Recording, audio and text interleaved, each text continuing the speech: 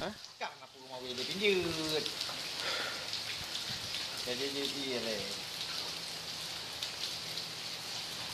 Kamu ngomong nih, jatah kamu tempat-tempat tu.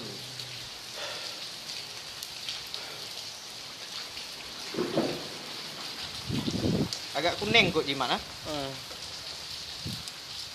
Sama. Kau betul nggak ya? Hah? Kau betul nggak? Mak gua ya?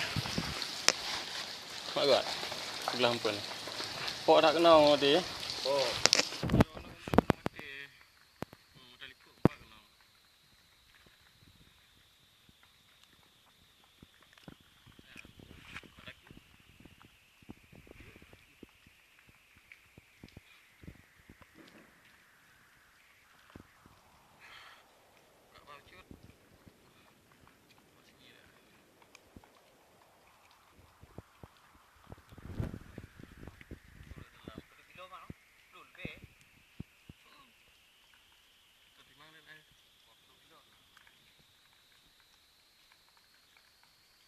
Kan enak 40 kilo.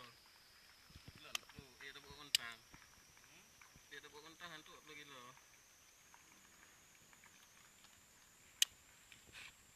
Pakai je, pakai jago je. Biar tampil lagi delay lu gilong kot. Be. Delay lu gilong kot. Sayang ni. Udah. Udah kenang kunyat. Udah ngenongnya nah. Oh, kendang mak ibunya. Biet. Oh dia. Tang dia lo dia lo kuah tak. Oh nya bener.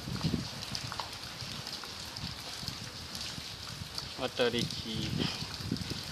Tuah dah riki ya. Okey. Aman. Aman. Hah? Kah, ya. Kok mata Anak bengkok mata nang talai dua botu tu ah. Bek lagi nyan.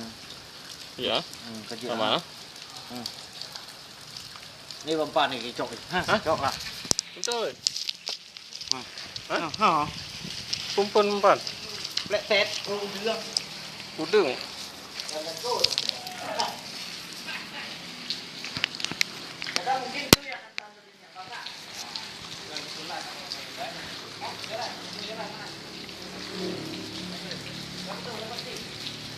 Belum.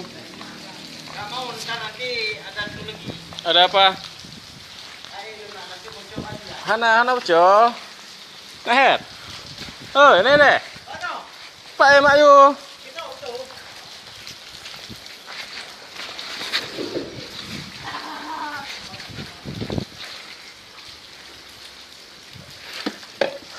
Puncik tau. Hah? Cawi puncik. 6 encik. Ha, mana? 6 encik. Oh, kata lo.